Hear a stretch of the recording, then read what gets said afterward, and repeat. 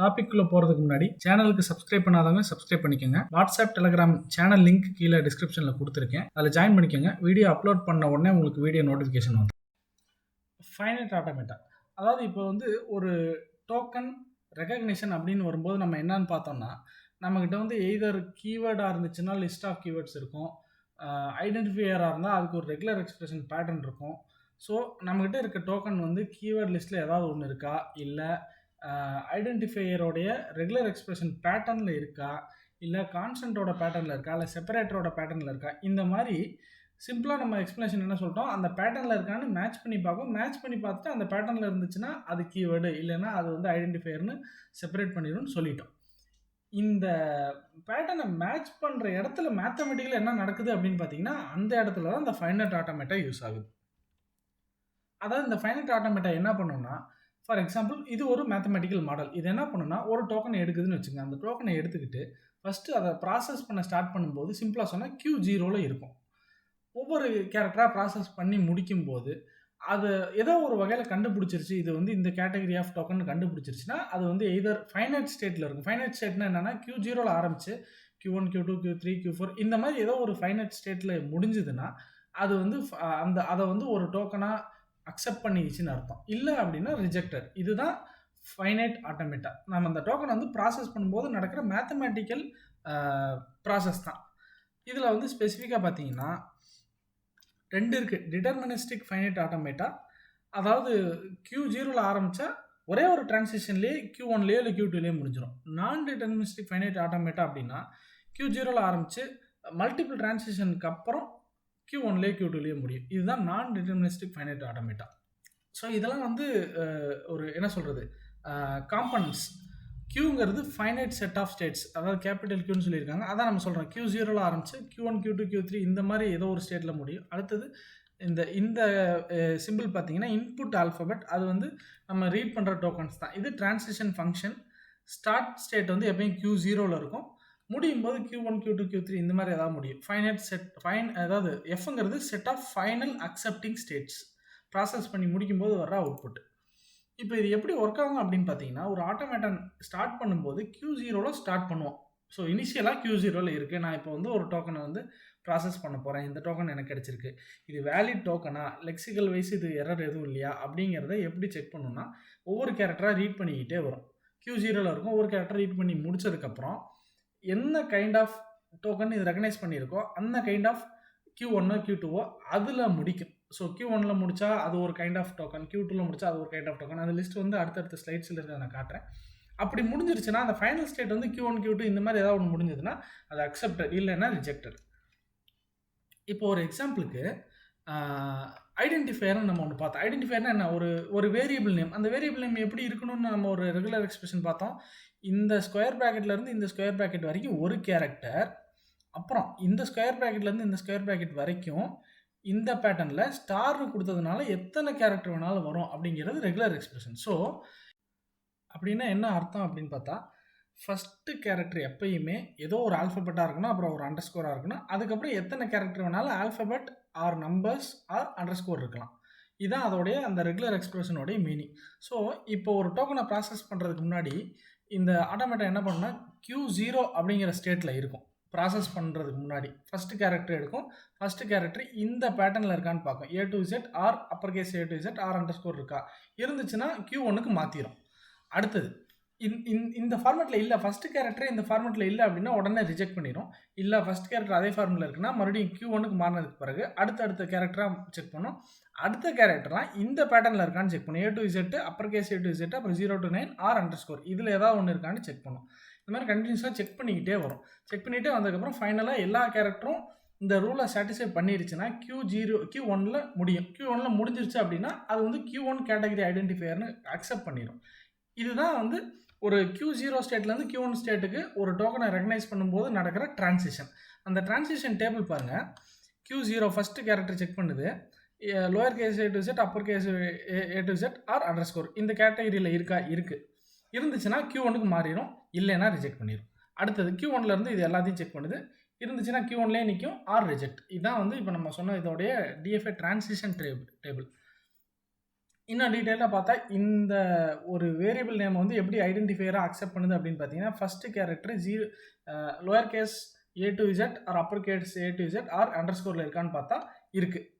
எம்ங்கிறது வந்து lower case A to Zக்குள்ளே வருது. ஸோ Q0லேருந்து Q1 மாறிடுச்சு. அடுத்தது lower case A to Z upper case A to Z 0 to 9 or underscore, இது ஏதாவது ஒன்றில் இருக்கா அப்படின்னு அடுத்த கேரக்டர் செக் பண்ணுது. ஒய் இருக்குது, Q1லேயே இருக்குது. மறுபடியும் அண்டர்ஸ்கோர் அதுவும் இருக்குது, Q1லேயே ஸ்டேட் மாறாமல் இருக்குது. அடுத்தது மறுபடியும் அடுத்த கேரக்டர் ஒவ்வொரு கேரக்டராக செக் பண்ணிக்கிட்டே வருது. ஃபைனலாக வர்ற வரைக்குமே Q1லேயே இருக்குது. எல்லா கேரக்டரும் ரீட் பண்ணி முடிச்சிருச்சு. அடுத்தது ஒரு எம்டி ஸ்பேஸ் வந்ததுனால இதோட நிறுத்திக்கிச்சு. கடைசி முடிகிற ஸ்டேட் என்னன்னு பார்த்தீங்கன்னா Q1லேயே நிற்கிது. அப்படின்னா அது அக்செப்டட் அப்படின்னு அர்த்தம். ஸோ இதெல்லாம் வந்து கொஞ்சம் எக்ஸ்ட்ரா எழுதுறதுக்கு உண்டான கண்டென்ட்னு வச்சுக்கோங்களேன். இப்போ இது இன்னும் டீட்டெயிலாக நான் ஒரு எக்ஸாம்பிளோட சொல்லணும் அப்படின்னு பார்த்தீங்கன்னா, ஏன்னா இது ஒரு பெரிய டாப்பிக்கு. இப்போ S1 S0 அப்படிங்கிறது ஸ்டார்ட் ஸ்டேட்னு வச்சுக்கோங்க.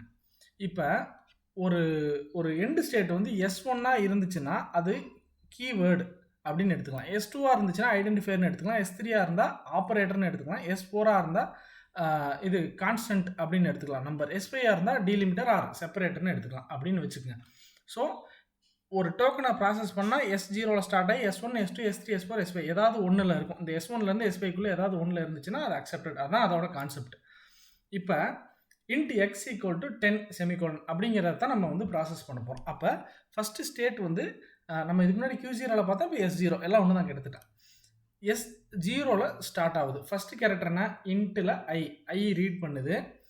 ஐ ரீட் பண்ணோடனே இந்த டிஎஃப்ஐ என்ன பண்ணுது, ஃபஸ்ட்டு கேரக்டர் வந்து கீவேர்டில் ஏதாவது இருக்கான்னு செக் பண்ணுது. கீவேர்டில் ஐஎன்டின்னு ஒரு கீவேர்டு இருக்குது. அந்த கீவேர்டோட ஸ்டார்டிங் லெட்டர் வந்து கேரக்டர் வந்து ஐ, அது நம்மளோட இந்த ஐ கேரக்டரோட மேட்ச் ஆகுது. ஓகே, ஸ்டேட் உடனே S1க்கு போயிடுது. ஏன்னா நம்ம ஆல்ரெடி என்ன சொல்லியிருந்தோம், கீவேர்ட்ஸாக இருந்துச்சுன்னா S1ங்கிற ஸ்டேட்டுக்கு கொண்டு போயிடலான்னு சொல்லிட்டோம். ஓகே, S1ல் இருக்குது. அடுத்த கேரக்டருக்கு போகுது. அடுத்த கேரக்டர்னா இன்ட்டில் ரெண்டாவது கேரக்டர் என்ன செக் பண்ணுது. ஓகே, என் வந்து அதே நம்ம செலக்ட் பண்ண கீவேர்டு இன்ட்டு, அந்த இன்ட்டில் ரெண்டாவது கேரக்டர் என்ன, இதோட ரெண்டாவது கேரக்டரும் என்ன. அடுத்தது மறுபடியும் அடுத்த கேரக்டருக்கு போகும். ஸ்டேட் மாறாது, S1லேயே இருக்கும். ஏன்னா கண்டுபிடிச்சது இது வரைக்கும் கரெக்ட். அடுத்தது டீக்கு போகும். ஓகே, இதையும் செக் பண்ணுது. ஓகே, ஐஎன்டி இன்ட்டு நம்ம செலக்ட் பண்ண கீவேர்டு இதுவும் எக்ஸாக்டாக மேட்ச் ஆகுது. ஸோ ஸ்டேட் S1லேயே இருக்குது. ஃபைனலாக அந்த கீவேர்டை ரெக்கக்னைஸ் பண்ணி முடிச்சிருச்சு, அக்செப்ட் பண்ணிடுச்சு. அதோடைய கேட்டகரி கீவேர்டுன்னு சொல்லிடுச்சு. இது ஐஎன்டி வேலை முடிஞ்சுது. அடுத்தது பார்த்தீங்கன்னா ஒரு ஒயிட் ஸ்பேஸ் வந்துருச்சுன்னா அதை கிட்டத்தட்ட இக்னோர் பண்ணிடும். ஸ்பேஸ் கேரக்டர் இக்னோர் பண்ணிவிட்டு அடுத்ததுக்கு போயிடும். அடுத்ததுக்கு போயிட்டா அடுத்தது இன்ட்டு எக்ஸுங்கிறத ரீட் பண்ணுது. ஸோ இந்த இடத்துல பார்த்தீங்கன்னா இன்ட்டு எக்ஸ்ன்னு ரீட் பண்ணும்போது எக்ஸுங்கிறது வந்து நம்ம சொல்கிற அந்த ரெகுலர் எக்ஸ்பிரஷன் பேட்டர்னில் ஐடென்டிஃபையர் கேட்டகரியில் வரும். ஸோ ஸ்டேட் S0ல் இருந்து S2க்கு போகும். ஏன் அப்படின்னா நம்ம S2ங்கிறது தான் ஐடென்டிஃபையருங்கிற கேட்டகரியில் வச்சுருக்கோம். ஸோ S2க்கு போகும். இந்த இடத்துல பார்த்தீங்கன்னா start state X reads the character X. அந்த எக்ஸ் வந்து ஐடென்டிஃபையரோட ஃபஸ்ட்டு கேரக்டரோடைய ரெகுலர் எக்ஸ்பிரஷன் பேட்டர்னுக்கு மேட்ச் ஆகுது. அது என்னது, lower case A to Z or upper case A to Z or underscore அந்த கேட்டகரியில் இருக்குது அப்படின்னா S2 அப்படிங்கிற ஸ்டேட்டுக்கு மூவ் ஆகுது. அடுத்தது இந்த எக்ஸுக்கு அப்புறமே அடுத்த கேரக்டர் இருக்கானா, இல்லை ஸ்பேஸ் வந்துருச்சு. ஸோ இது மட்டும்தான் டோக்கன். ஆல்ரெடி ஸ்டேட் S2க்கு போயிடுச்சு. அப்போ இதோடைய கேட்டகரி ஐடென்டிஃபையர் அப்படின்னு ரெகனைஸ் பண்ணிடும். அடுத்தது ஸ்பேஸ் வருதா, ஸ்பேஸை இக்னோர் பண்ணிடும். அடுத்தது ஈக்குவல் டு வருது. ஈக்குவல் டு இந்த இடத்துல வந்துச்சுன்னா ஸ்டார்ட் ஸ்டேட் S0 ஆட்டோமேட்டான் என்ன பண்ணுது, அதை கேரக்டர் ஈக்குவல் டுன்னு ரீட் பண்ணுது. ரீட் பண்ணால் ஈக்குவல் டுங்கிறது வந்து ஒரு ஆப்ரேட்டர் கேட்டகரி நம்ம எதில் போட்டிருக்கோம், ஸ்டேட் S3ல் போட்டிருக்கோம். ஸோ S0லேருந்து S3க்கு ஸ்டேட் மூவ் ஆயிடுது. மூவ் ஆகி ஏன் மூவ் ஆகுதுன்னா அங்கே இருக்க லிஸ்ட் ஆஃப் ஆப்ரேட்டரில் இதுவும் ஒன்று மேட்ச் ஆகுது. ஓகே, ஃபஸ்ட் ஈக்குவல் டு, அடுத்த கேரக்டரும் ஈக்குவல் டுவான்னு பார்க்குது, இல்லை ஒரே ஈக்குவல் டு தான். ஸோ இது ஒரு ஆப்ரேட்டர் அப்படின்னு சொல்லி S3 ஸ்டேட்டில் முடித்து அந்த டோக்கன் அக்செப்ட் பண்ணிடுது.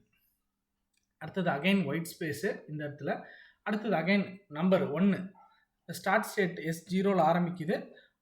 கேரக்டர் 1ன்னு ரீட் பண்ணுது. ஓகே, இது வந்து ஒரு கான்ஸ்டண்ட்டாக இருக்க வாய்ப்பு இருக்குது. ஸோ S4க்கு மூவ் பண்ணிடுது. அடுத்தது மறுபடியும் நெக்ஸ்ட் கேரக்டர் நம்பர், அடுத்த கேரக்டர் 0. ஸோ அதுவும் ஒரு நம்பரு. உடனே வந்து அந்த 1 0 ரெண்டையும் சேர்த்திக்குது. ஸ்டில் S4லேயே இருக்குது. ஏன்னா 0ங்கிறது நம்பர். அப்போ இது வரைக்கும் நம்ம கண்டுபிடிச்சது 2 டிஜிட் நம்பர், அது ஸ்டில் நம்பருங்கிறதுனால S4. ஏன் இந்த S4 S3 S2ன்னு சொல்கிறாங்கிறத நான் மறுபடியும் ஞாபகப்படுத்துகிறேன். இப்போ பாருங்கள், இந்த லிஸ்ட்டில் பாருங்கள், கிட்டத்தட்ட 5 வகையான டோக்கன்ஸ் வச்சுருக்கோம் கேட்டகரி. ஸோ எந்த கேட்டகரியாக ரெகனைஸ் பண்ணுதோ அந்த ஸ்டேட்டில் நிற்கும். அதான் கான்செப்ட். S0ல் தான் ஸ்டார்ட் ஆகும். கீவேர்டாக இருந்தால் S1ல் இருக்கும், ஐடென்டிஃபையாக இருந்தால் S2, ஆப்பரேட்டராக இருந்தால் S3, நம்பராக இருந்தால் S4, டீலிமிட்டர் ஆர் செப்பரேட்டராக இருந்தால் S5. இதுதான் அதோடைய கான்செப்ட். இப்போ வந்து நம்ம எந்த இடத்துல ஸ்டாப் பண்ணோமோ அந்த இடத்துக்கு வரோம். ஸோ 0ன்னு வந்துருச்சு, S4ல் இருக்குது, அது வேலிட் நம்பர் தான். அடுத்த கேரக்டர் ரீட் பண்ணும், செமிகோலன் வந்துருச்சு. ஸோ செமிகோலன் வரும்போது அது என்ன ஆகும், அது வந்து ஒரு நம்பர் கிடையாது. ஸோ 10 1 0 வந்துருச்சு. மறுபடியும் ஒரு நம்பர் வந்துச்சுன்னா அந்த நம்பரையும் ப்ராசஸ் பண்ணும். அதுக்கப்புறம் ஒரு நம்பர் வந்துச்சுன்னா அதையும் ப்ராசஸ் பண்ணும். அன்டில் நம்பர்னு ஆரம்பித்தா நம்பர்னு முடிகிற வரைக்கும் ப்ராசஸ் பண்ணிவிட்டு வேறு கேட்டகரி வரும்போது ஸ்டாப் பண்ணிடும். ஸோ அப்போ 10க்கு அப்புறம் செமிகோலன் வந்துருச்சு. ஸோ அந்த 10ஓட ஸ்டாப் பண்ணிருச்சு. S4லேயே இருக்குது, அது ஒரு நம்பர்னு சொல்லி ரெகனைஸ் பண்ணி அதை அக்செப்ட் பண்ணிருச்சு. அடுத்தது இந்த ஒரு கேரக்டர் S0ல் ஸ்டார்ட் பண்ணி ஓகே இது வந்து நம்மகிட்ட இருக்க லிஸ்ட் ஆஃப் டீலிமிட்டரில் 1 அப்படின்னு கண்டுபிடிச்சி ஸ்டேட் S5ல் வச்சு S5ல் நிறுத்திடும். ஸோ அடுத்த கேரக்டர் எதுவும் இல்லை, எண்ட் ஆஃப் தி கேரக்டர், அந்த லைனில் எண்ட் ஆஃப் தி கேரக்டர் அப்படின்னு வச்சுக்கோங்க. அப்போ செமிகோலனுக்கு அப்புறம் எதுவும் இல்லை. செமிகோலன் என்ன கண்டுபிடிச்சிருக்கு, டீலிமிட்டர்னு கண்டுபிடிச்சிருச்சு. ஸோ S5ல் ஸ்டாப் பண்ணி அக்செப்டட் அப்படின்னு சொல்லிடுச்சு. ஸோ இதுதான் ஃபைனல் லிஸ்ட் ஆஃப் அந்த ஐடென்டிஃபையர்ஸ் என்னென்ன, அதாவது கீவேர்ட்ஸ் டோக்கன்ஸ் என்னென்ன கண்டுபிடிச்சோங்கிற லிஸ்ட் இதுதான். இது வந்து இன்ட்டுங்கிறது கீவேர்ட்ஸ்னு கேட்டகரைஸ் பண்ணியிருக்கு, எக்ஸுங்கிறது ஐடென்டிஃபையர், அதாவது வேரியபிள் நேமாக இருக்கும், ஈக்குவல்ட்டுங்கிறது ஆப்பரேட்டர், 10ங்கிறது நம்பர், கோலனுங்கிறது டீலிமிட்டர். இதுதான் ஒரு என்டையர் லைனை டோக்கனாக பிரித்து அந்த டோக்கனுடைய கேட்டகரியை ஃபைனைட் ஆட்டோமேட்டா மூலிமா எப்படி ப்ராசஸ் பண்ணி ஸ்டேட் 0லேருந்து ஒவ்வொரு ஸ்டேட்டாக மாறி என்ன கேட்டகரி ஆஃப் ஸ்டேட்டில் நிற்கிதோ அதை வச்சு இதை கேட்டகரைஸ் பண்ணுற மேத்தமெட்டிக்கல் ப்ராசஸ். இந்த டாப்பிக்கோடைய நோட்ஸை எங்கள் வெப்சைட்லேயும் ஆட் பண்ணியிருக்கோம்.